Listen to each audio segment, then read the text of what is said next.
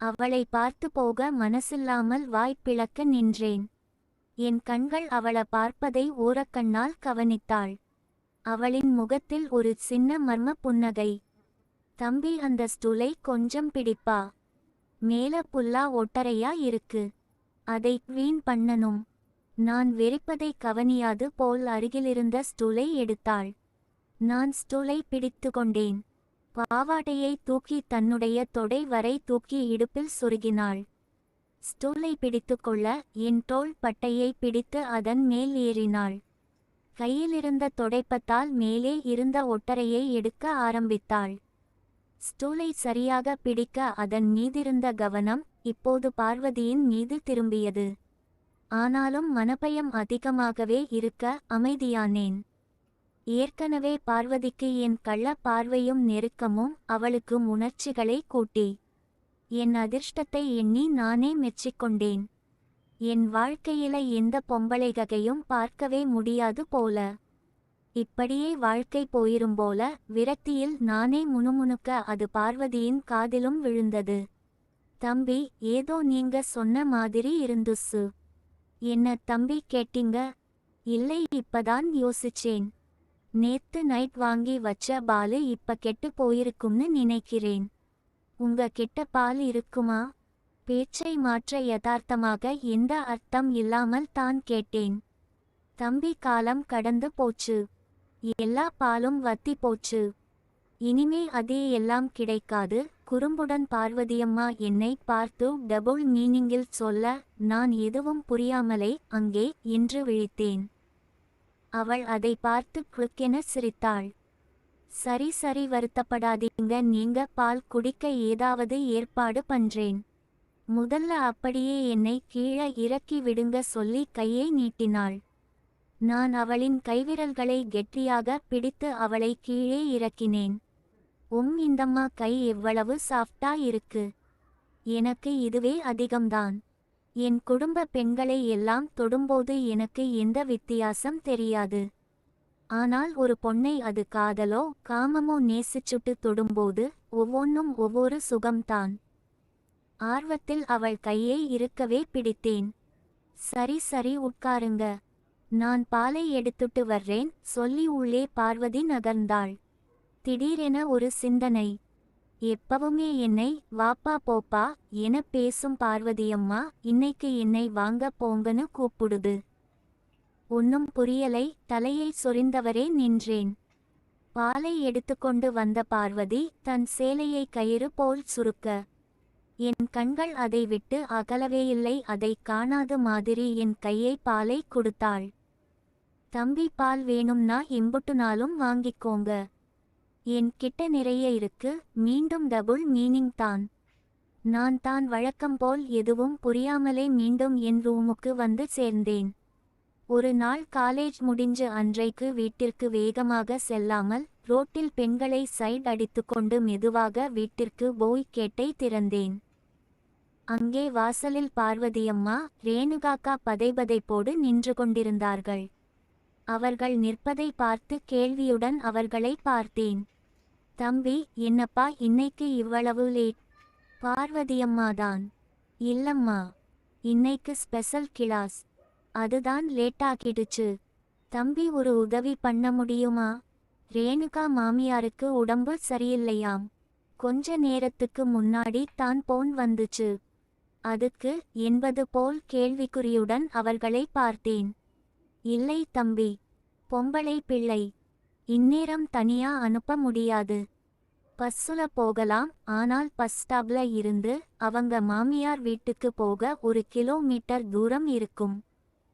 இந்த நேரத்துல தனியா போறது நல்லதில்லை. அதுதான் நீ கொஞ்சம் உதவி பண்ணுனா அவளை அவ மாமியார் வீட்டுல மட்டும் விட்டுட்டு வர முடியுமா? நான் கொஞ்சம் யோசித்தேன்.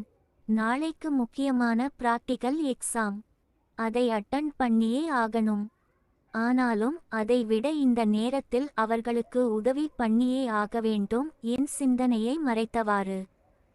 அதுக்கென்னம்மா, இதை கூட செய்யலனா எப்படி?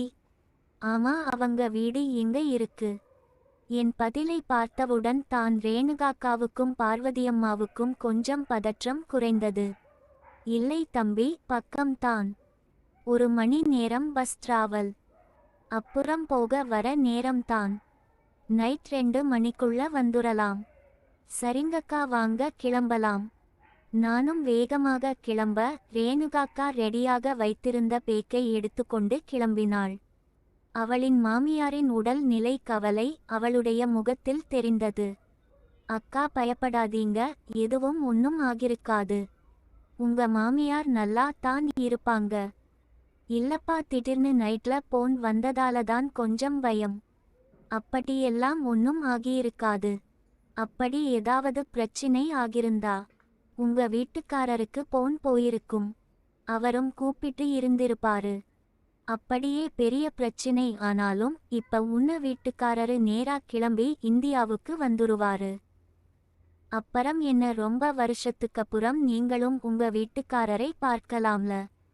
என் வார்த்தையை கேட்டவுடன் அவளின் முகத்தில் வெட்க புன்னகை மின்னி மறைந்தது. நீ சொல்றது கரெக்டுப்பா. எனக்கும் வீட்டுக்காரர் கிட்ட இருந்து போனே வந்திருக்கும். எப்படியோ நீ பேசி பேசி என் டென்ஷனை குறைச்சிட்ட. அவளின் முகத்தில் கொஞ்சம் நிம்மதி. இருவரும் பஸ்டாப்பில் பஸ்ஸுக்காக ரொம்ப நேரம் காத்திருந்தோம். நான் சுற்றி கவனித்தேன். எங்களை சுற்றி யாருமே இல்லை. பார்வதியம்மா சொன்னது சரிதான். ஒரு பொண்ணு தனியா இந்த நேரத்துல இப்படி இருந்தா எந்த ஆம்பிளையும் வாலாட்டதான் செய்வான்.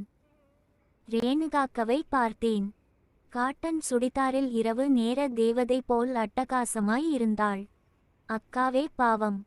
அவளை இந்த நேரத்துல இப்படியெல்லாம் யோசிக்கக்கூடாதுன்னு பார்வையை மாற்றினேன். ரொம்ப நேரத்துக்கப்புறம் தான் பஸ் வந்தது. பஸ்ல கூட்ட நெரிசல். அதிலியும் பெண்கள் கூட்டம் தான் அதிகம். எல்லாம் வேலைக்கு போயிட்டு வர பெண்கள்தான். முன்பக்க வழியாகவே அக்கா ஏற என்ன பண்றதுனே தெரியாமல் நானும் அவ பின்னாடியே ஏறினேன். அக்கா வேகமா கூட்டத்துக்குள்ள புகுந்து நடுப்பக்கம் போய்விட்டாள். ஆனால் நான் தான் பாவம். நடுப்பக்கம் போக முடியாமல் நடுவுலே மாட்டிக்கொண்டேன். என்னதான் கூட்டம் இடிபாடுகள் இருந்தாலும் பெண்கள் கூட்டத்துல மாட்டிக்கிறது இன்ப அதிர்ச்சிதான். என்னை சுற்றி அவர்களோட பவுடர் வாசமும் மல்லிகைப்பூ வாசத்தோட கலந்த வேர்வை வாசமும்தான் வந்தது. இது எதுவும் பிடிக்காத மாதிரி ஒடுக்கமாக நின்றேன். ஆனாலும் என் மேல் பெண்கள் சாய மனசுக்குள் குதூகலம்தான். பஸ் அப்படியே மெதுவாக ஊர்ந்தது. பஸ்ஸுக்குள்ள உள்ளைட்டுகளும் சரியாக எரியவில்லை. நான் மேலே கம்பியை பிடித்தவாறே கையை வைத்து அதில் தூங்குவது போல் நடித்தேன். நேரம் ஆக ஆக யாரோ என் முதுகில் சாய்வது போல் உணர்வு. பின்னாலிருப்பவள் நேரம் ஆக ஆக என் மேல் அழுத்தமாகவே சாய்ந்தாள். அவள் என் மேல் சாய நான் முன்னாலிருந்த ஒரு பெண்ணின் மீது சாய்ந்தேன். அவள் என்னை ஒரு முறை திருப்பி பார்த்தாள். மீண்டும் முகத்தை திருப்பி கண்டுகொள்ளாமல் அப்படியே இருக்க எனக்கு சந்தோஷமானது. அவளுக்கு ஒரு 40 வயசு இருக்கலாம். ஒரு ஆபீஸ் ரிசப்ஷனிஸ்ட் போல தோற்றம். அவள் முகத்தில் வேர்வை ஆறாக ஓடி கழுத்துப்பக்கம் வடிந்தது. அதை சேலையில் துடைத்தாள். பின்னாடி யாரென்று திரும்பி பார்க்கவும் சங்கடம். என் முகத்தை பார்த்து ஏதாவது தள்ளி நின்றுவிட்டால் கிடைக்கும் அற்ப சுகம் கூட கிடைக்காமல் போயிடுமே. யோசனையில் முன்பக்கம் சாயவா பின்பக்கம் சாயவா குழப்பத்துடன் நின்றேன். அடுத்த ஸ்டாப்பில் இன்னும் கூட்டம் ஏறி இருவருக்கும் நடுவில நன்றாகவே மாட்டிக்கொண்டேன். இருவருமே என்னை நசுக்க ஆரம்பித்தார்கள். நான் தூங்குவது போல கம்பியை பிடித்து அதில் சாய்ந்து தூங்குவது போல் நடித்தேன். என் கை வெளியே தெரியாவண்ணம் சேலையால் என் கையை மறைத்தாள். நாங்கள் 2 பேருமே நல்ல இன்பத்தில் ஆழ்ந்தோம். வேலை முடிந்தவுடன் மூவருமே எங்களின் உடைகளை சரிபண்ணி கொஞ்சம் தள்ளி தள்ளியே நின்றோம். ஒரு நிமிடம் பின்னாலிருந்தவள் யார் என்று பார்த்திருந்தால் கதையே வேறு மாதிரி போயிருக்கும். பின்னாலிருந்தவள் ரேணுகாக்கா தான். எனக்காகத்தான் தான் பஸ்ஸின் நடுப்பகுதிக்கு போனாள். ஆனால் நான் முன்னாடியே நின்றுவிட்டதால் எனக்கு பின்னல் நின்று எல்லா வேலைகளையும் பார்த்தாள். கடைசிவரை பின்னாலிருந்தவள் யாரென்றே எனக்கு தெரியவில்லை. பஸ் எங்களோட ஸ்டாப் வந்ததும் பரபரவென எல்லோரும் இறங்கியதால் அவளை கவனிக்கவும் முடியவில்லை. ஒரு வழியாக ரேணுகாக்காவும் நானும் பஸ்ஸை விட்டு இறங்கி அவளின் மாமியார் வீட்டுக்கு போனோம்.